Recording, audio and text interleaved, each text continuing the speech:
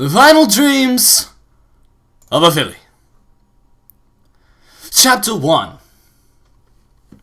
The moon was chillingly beautiful. The young filly watched it silently, a rare moment of reverence and her normally exuberant personality. A chill ran through her tiny frame, and she pulled the thin material closer around her fledgling wings, trying to trap her frail body heat beneath the scarlet cape and emblem. A smile pulled at the corner of her mouth as her lavender eyes caught sight of the insignia. The symbol glittered in the moonlight, tendrils of frost having begun to collect on the surface of the cape. Winter was coming, and soon.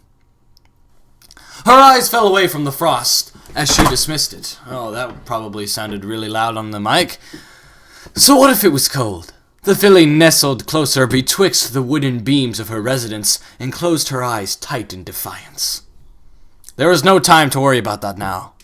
Now, it was time to sleep.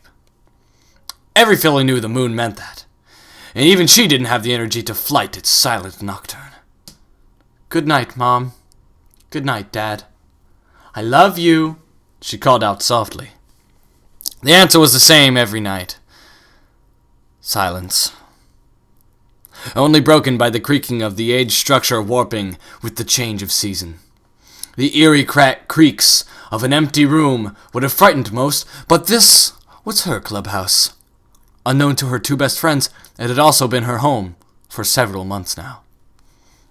Scootaloo curled into herself and tried to will herself to sleep before the cold could set in and keep her awake. Fitful hours passed before the hazy lapse into unconsciousness took her trembling body, and with a final exhale of steam rising from her mouth, she fell asleep. Sunrise brought with it a new world. The tiny frost crystals had seemingly taken seed and overtaken the landscape. It was as if the world had been waiting too long for too little, and suddenly allowed its need to flood the earth with a bone-chilling cold. Dawn cascaded through the foliage surrounding the small structure, the gentle rays illuminating everything but the tiny huddled figure in the farthest corner of its shelter. As early as it was, she would not expect any pony to be out looking for her, of course. The gentle nudge that slowly brought her to consciousness came as a shock, and she started as her eyes snapped open and rose to meet the gaze of a mare looming over her. A yelp broke forth from her as she tried to push herself to her feet and clamber back away from the stranger. "What the hey? Who are you?" she cried, eyes widening as the adult took a step closer. As the surprise wore off, her tone turned to annoyance as she took note. The sun had not even barely risen yet through the clubhouse window. "What the hey, lady? Why'd you wake me up? The sun isn't even all the way up!" Only then, taking back control of her situation, did the filly take a good look at the stranger. The mare looked like an alicorn, old and worn, far past what Celestia looked like. Her pelt had faded drastically through age and had a dull luster of muted gray to it. Her wings hung low at her sides now, the feathers thin and barren, only soft down clinging to them. Her mane shone no stars or celestial decadence, but draped around her like a white cowl, solemn and straight. What took Scootaloo aback the most was the horn. It had been snapped in two, with thin hairline cracks running through it. They all fell to a point just above her eyes, the saddest brown eyes that Scootaloo had ever seen, that had fixated down upon her. Meeting those eyes caused a lump to rise in her throat, and she struggled to swallow it before wrenching her gaze away and casting a sidelong glance at the alicorn. Who are you? Why'd you wake me up?" The mare stood silent for a few moments before she closed her eyes and bowed her head. Shaking it slowly, "Scootaloo, I'm so sorry, but how'd you know my name?" The mare winced at the outburst before stomping a hoof resolutely to silence the filly and continue. "I'm so sorry, sweetie. I didn't wake you. You never woke up this morning." The tension in the air almost made her choke on the lump, so I'm assuming this alicorn is supposedly God, or perhaps death. I'm liking it. The tension in the air almost made her choke on the lump.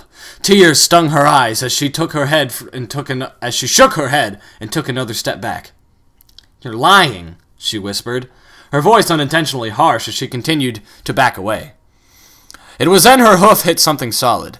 She expected the sound of it meeting wood, but it only made a dull thud as it collided with the object. Slowly, she turned her head to see what it was. She felt ill as her heart fell deep into her stomach, and she stared. Transfixed at the tiny bundle that lay there, it was wrapped in her cape. Its visage was marred by the violent tendrils of its mane. It was her. And certainly, it wasn't breathing anymore. Scootaloo stared down at herself silently. Regret flooded her as thoroughly as the tears that slid down her face. There was so much I was going to do. I never found... Well, that kind of happened really fast. It's like, oh, well, I'm going to go to bed. Oh, man, that was a quick waking up. Oh, I'm dead. I think that happened a little too fast, but I don't know. There was so much I was going to do. I never found my special talent in life. Oh, that's got to really suck. I never found my special talent in life and earned my cutie mark. I never thought it would end like this. Apple Bloom, Sweetie Belle, and we're all going to do it together. This is a nightmare. The thought quieted her. This was a nightmare, and that was all that it could be. She rounded on the mare, eyes narrowed. This is messed up, you know that? What gives you the right? Why? It had been countless centuries of the same question. The mare closed her eyes and thought for a moment, wondering how she still never quite had a good answer. After a moment, her eyes opened and extended one of her wings, as if to beckon the filly near. I wish I had a better answer, but this isn't a nightmare, Scootaloo. You fell asleep, and the temperature dropped so suddenly there was nothing any pony could have done. As she spoke, she slowly came closer, the heartache in her eyes deepening as countless times before, the filly began to beg. No! She screeched, rearing and striking the mare in her front hooves. No! Please! I'll do anything you want. I'll be anything you want. I'll never break any of Rarity's form models. I'll never steal cupcakes from Sugar Cube Corner. I'll even go back to the orphanage. Please. The momentum in her voice waned into sobs as she felt her front legs collide with the old mare's body. The mare didn't cry out in pain or try to defend herself. What she did was much worse, and Scootaloo broke into fresh sobs as the mare tucked her wing over her broken body and lowered her head to gently nuzzle her muzzle. I'll do anything. Please. I don't want to die. Quiet dominated the small room. The only sounds were that of Scootaloo, quietly crying into the coat of the mare.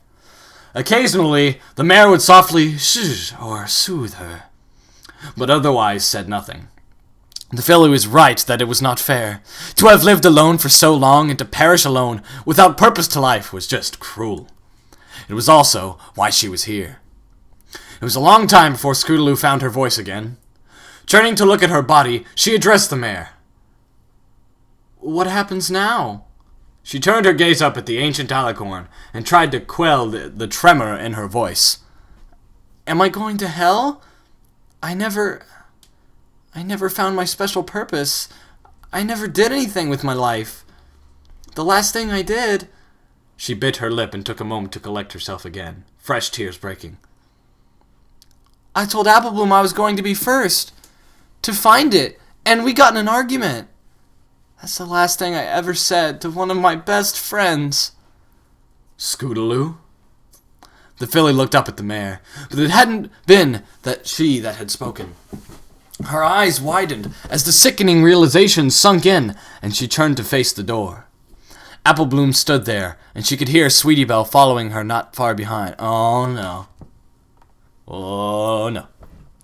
They had only just bounded in and hadn't spotted her yet, but the yellow filly persisted, unaware of what had happened. Scootaloo, sleepy slowpoke. Did you forget about the meeting today? Sweetie Belle shot in and gave Apple Bloom a reproaching look before looking around the room. It was still only just morning, but finally she found her friend in the corner. There you are! Why are you still asleep? That's unusual for you, Scoot. Usually you're the first one up. Apple Bloom rolled her eyes and smiled. "Guess I'm gonna be the first to get my cutie mark then, huh, Scootaloo?" She tossed her scarlet mane and grinned wider, and approached her still sleeping friend. "But seriously, you gotta get up now, Only once she got close did she go quiet. That was enough to worry Sweetie Belle. Neither of her friends was ever this quiet normally. "Apple Bloom?" she queried. Taking a step toward her, her friend didn't say a word but sank to her haunches, eyes still transfixed on Scootaloo.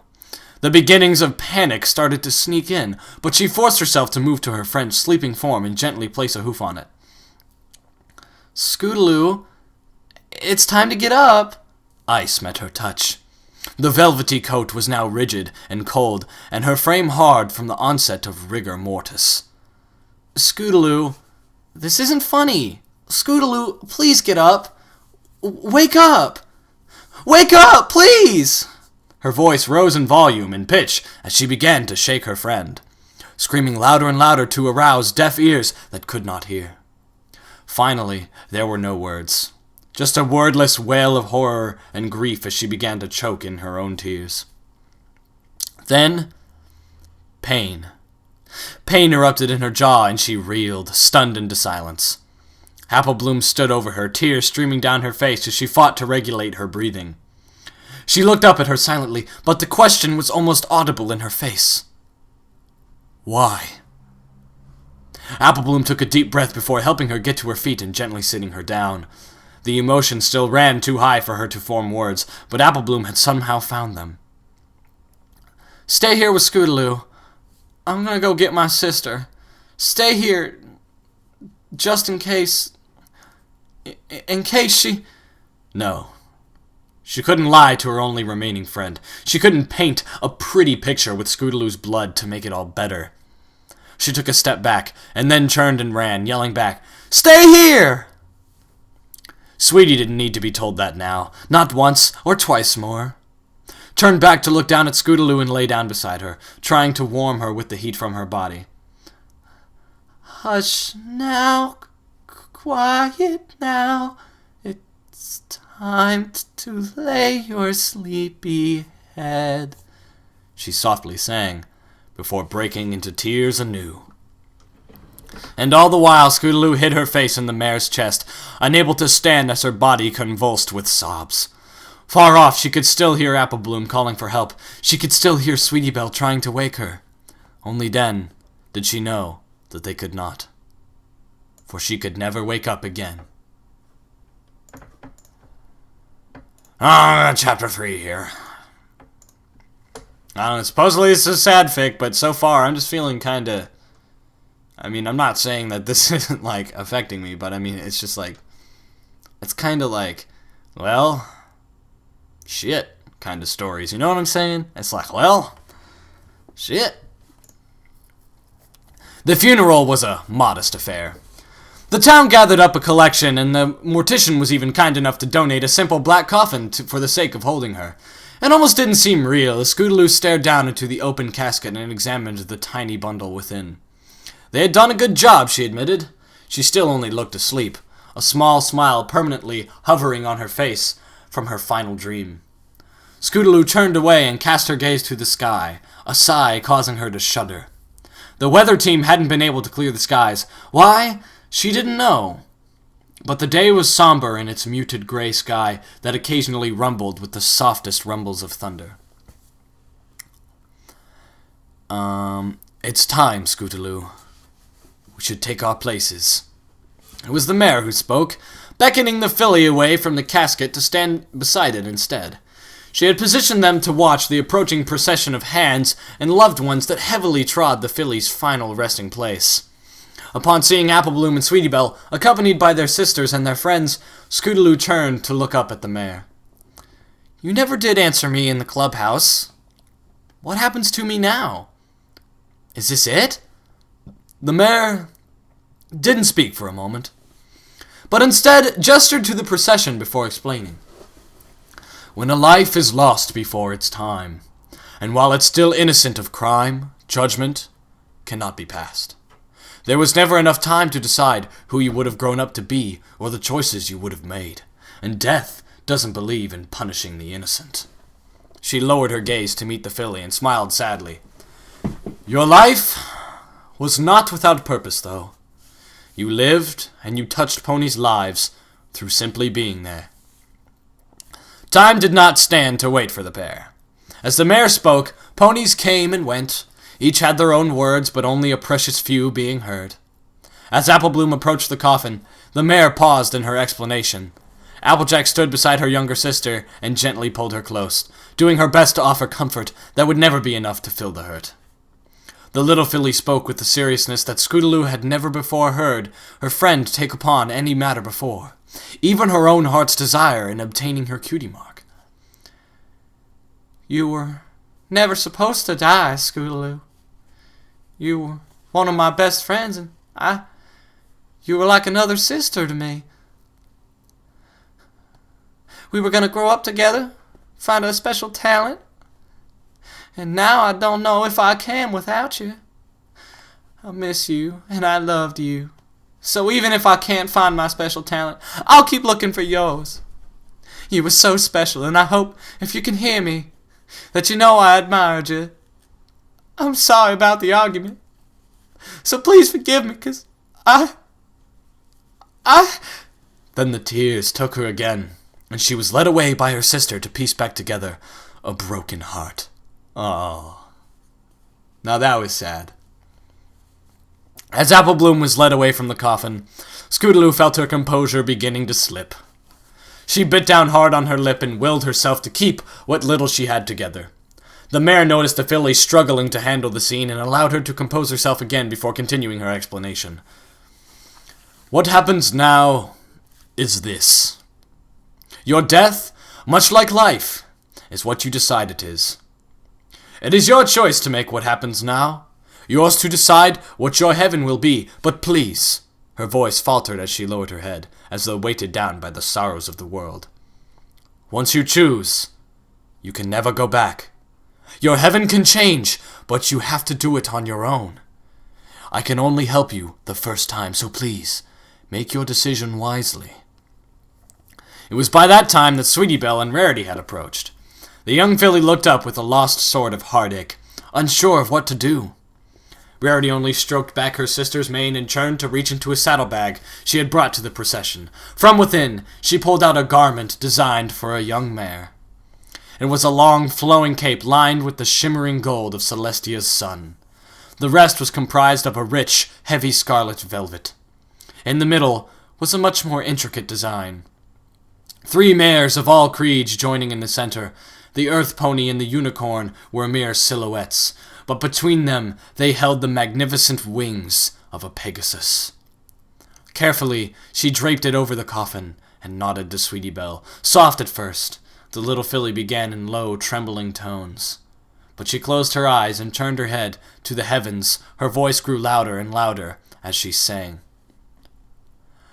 I have not wings to follow you, and I know not where you go. I cannot fly to heaven far to ever let you know.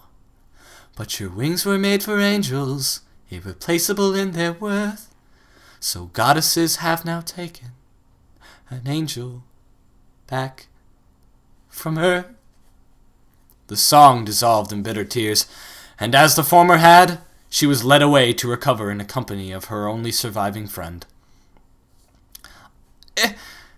It's not fair, she choked, furious at herself for collapsing back into the grief of her own death again. She scrubbed at her eyes and cursed herself before taking a deep breath and forcing herself to calm back down. Even after the touching words, she felt at a loss. Did they not understand?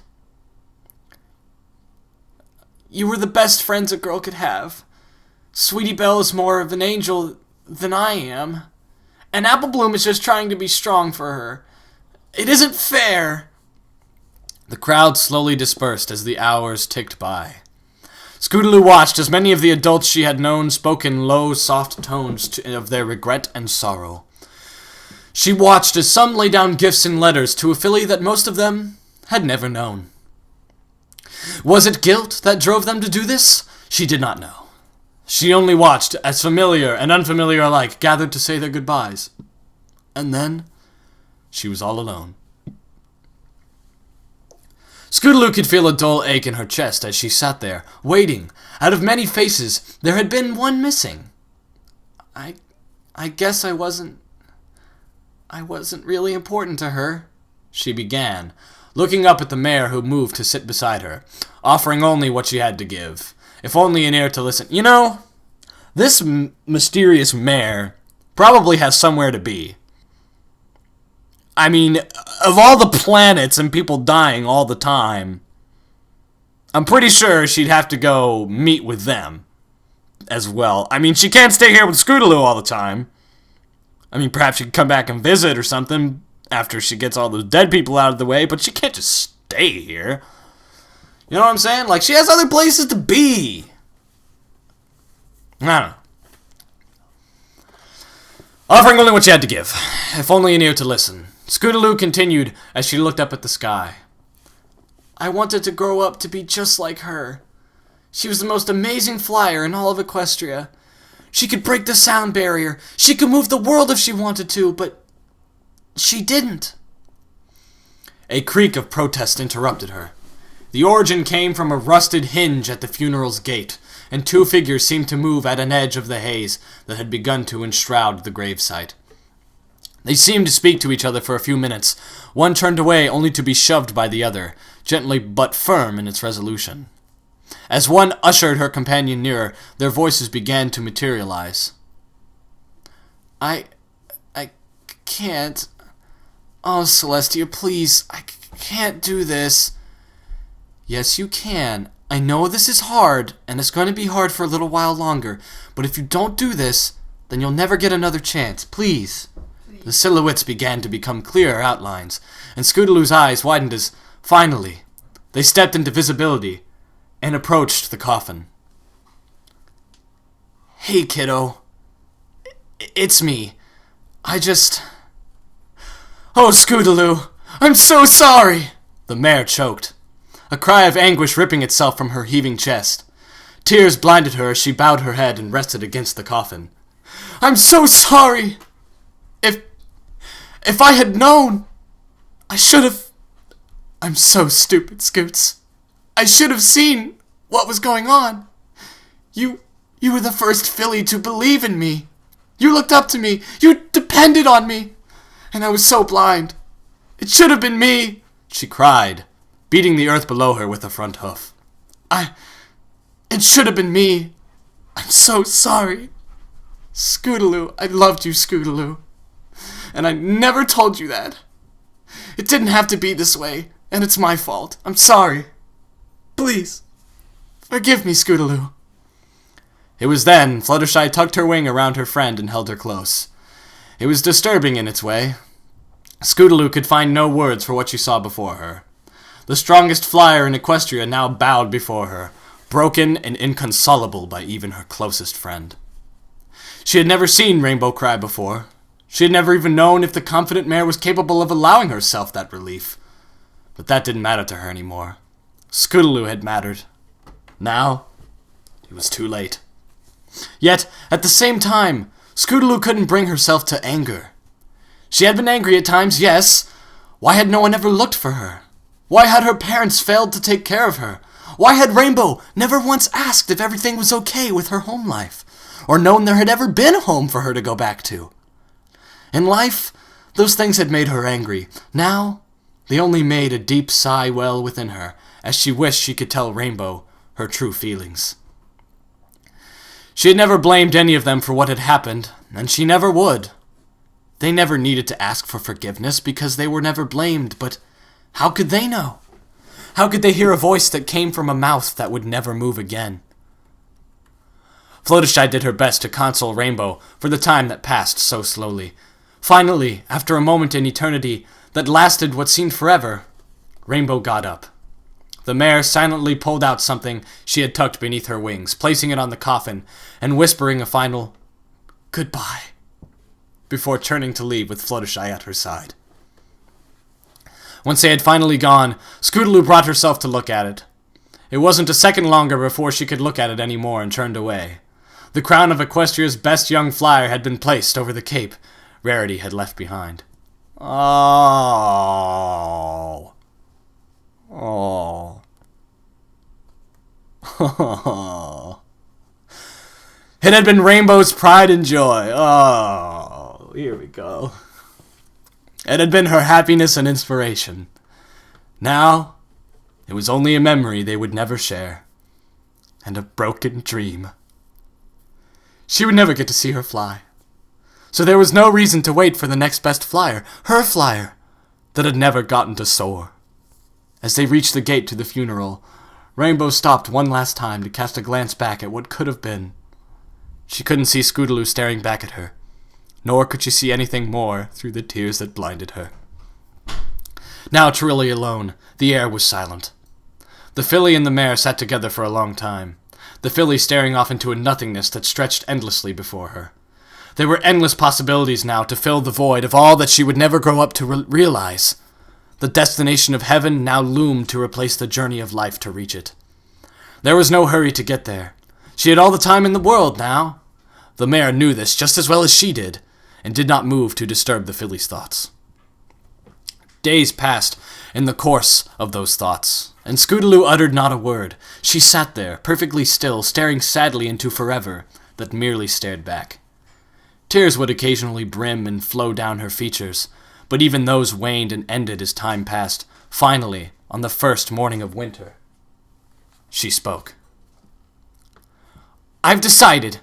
The words came from an absolute silence. The mare started at the sudden resolution in such a young filly's voice, but listened to hear what she had deemed worthy of heaven. Over thousands of years, she had heard and seen many different heavens. Sometimes the heaven would be of one who chose to become a god and rule over their own domain. Sometimes the heaven would be a fantasy they had never gotten to fulfill. Then, sometimes, it would simply be to never want or need anything again, and to simply join their loved ones when their time came, living in paradise for all eternity. Scootaloo continued, pushing herself up and bracing for whatever was going to come next. "I know what I want. So now what?" While the mare found it odd she did not simply speak it and let it be, she nodded and turned to stare into forever once more. "Will it to be, but be sure. There isn't any going back after this. Do you understand?" Scootaloo only nodded and closed her eyes. This was her heaven. This was her final wish. The world felt like it had exploded around her. Suddenly, needles of ice punctured her lungs. The metallic taste of blood tinged her lips, and for some reason, she was burning alive. In the distance, she could hear sirens, wailing, and terse, anxious voices barking out orders in choppy directions. None of them made any sense, and she was being eaten from the inside out with fear. Scootaloo struggled to even remember what had happened that had led to this, but her thoughts were sluggish, and she could not seem to collect them. Only once the world came to a shuddering halt did she realize that she was in an ambulance. Before she could invest in the thought, she felt herself slip from consciousness as she was plunged into complete darkness. It didn't last long, or it didn't seem to. What felt like seconds later, she opened her eyes and tried to sit up with a start. Her entire body was convulsing and trembling, but she could feel her heartbeat raging away within her frail chest. A strong set of hooves pushed her gently back down, and as she tossed her head wildly to see who was confining her, the will to fight disappeared. "Rainbow Dash," she managed, her teeth cladding so hard she quickly gave up on attempting more than that. The mare looked down at her with tears in her eyes, but was smiling despite being just as scared as the filly. "Calm down, kiddo.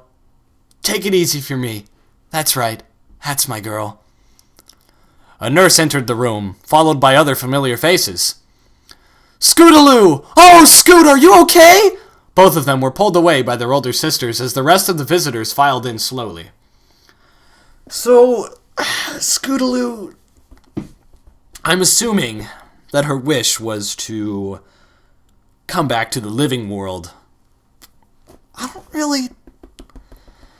If I had died... I don't think that I would want...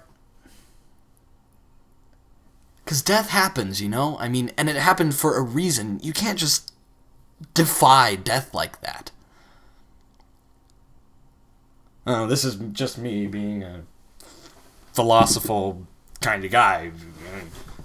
But I don't think that I would want to just come back from the, it doesn't seem right to me. It seems odd that I would have my life taken, even by nature, of course. Even by nature, that was it's meant to happen, you know what I'm saying? Like, maybe if you were killed by someone else, maybe not, but, it happened she just died because it was cold. I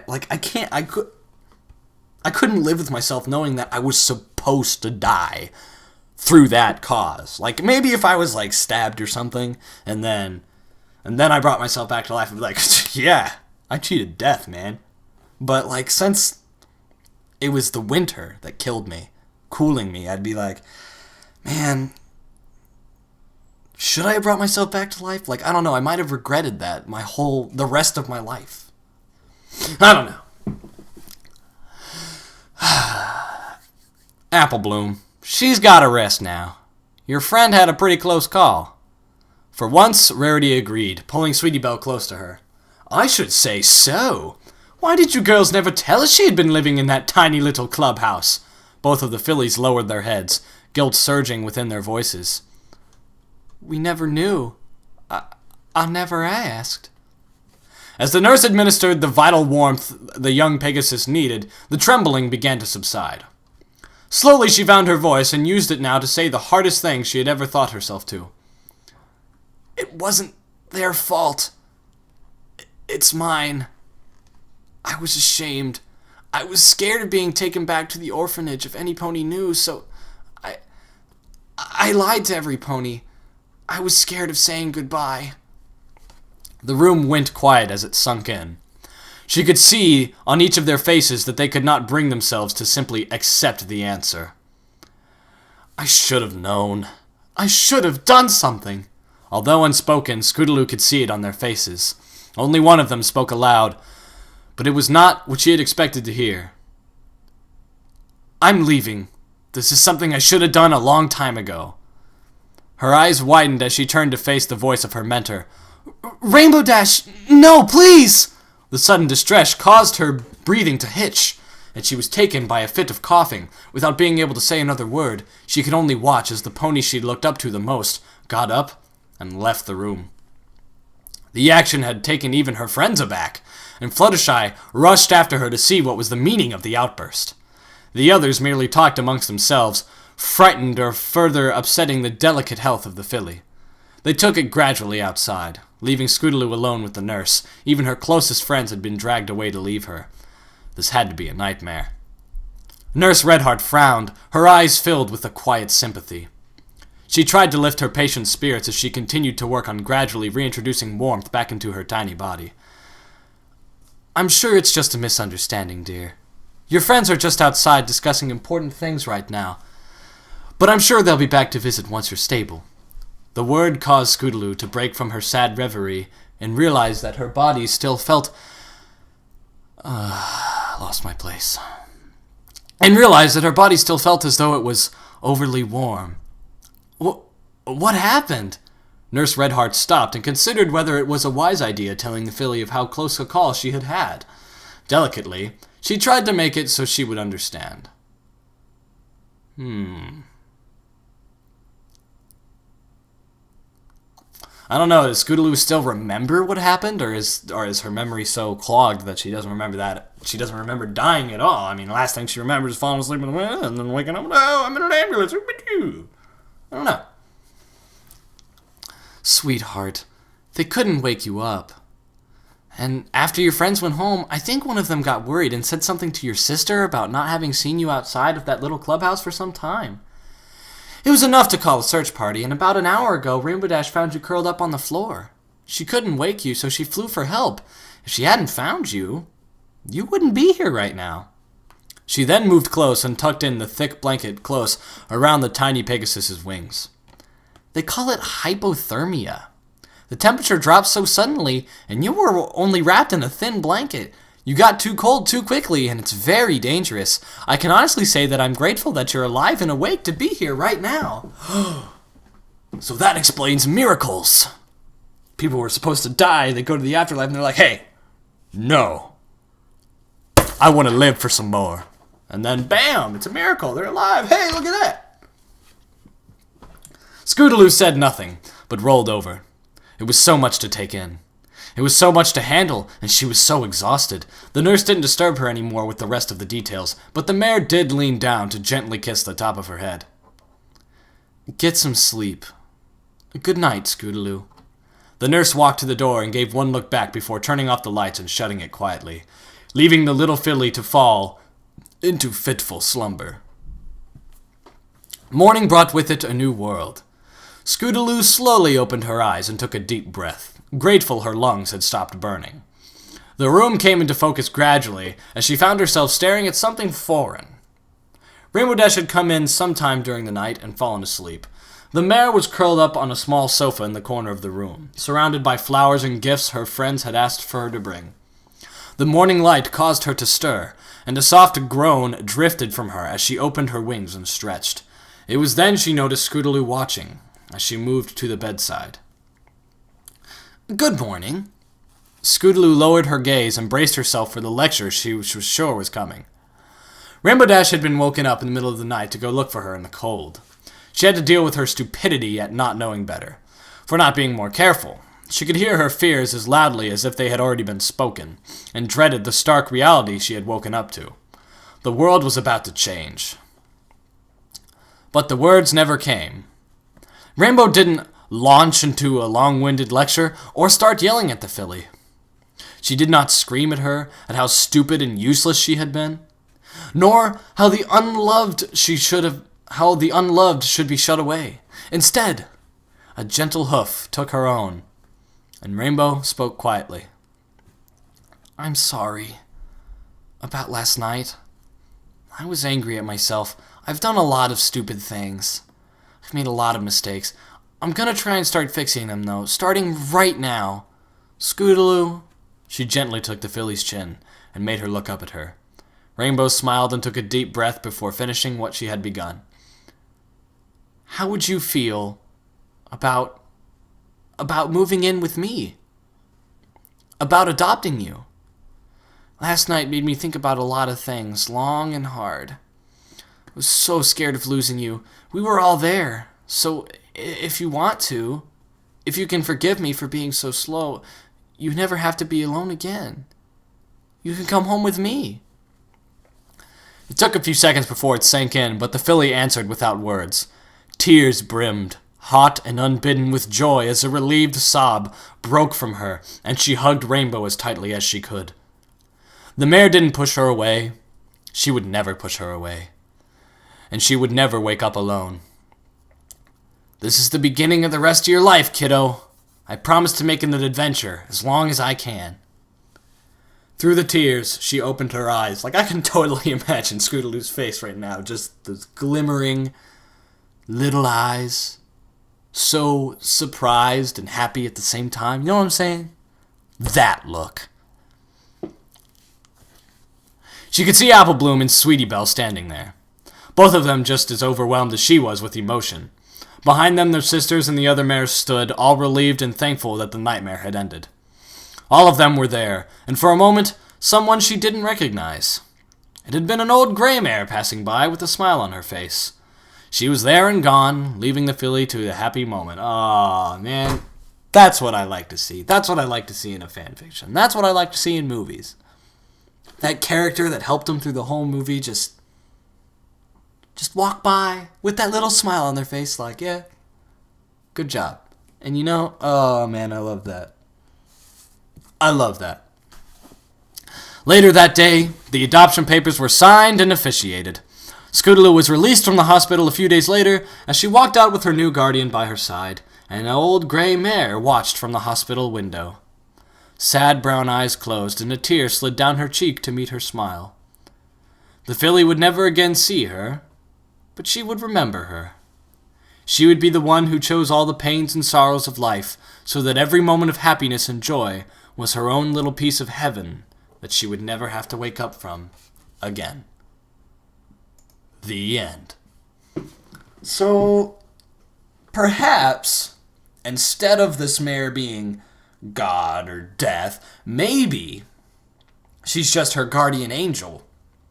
Because she was still there even after she, revived. Perhaps. An old gray alicorn. Maybe all of the ponies have guardian alicorns. I don't know. That's pretty interesting.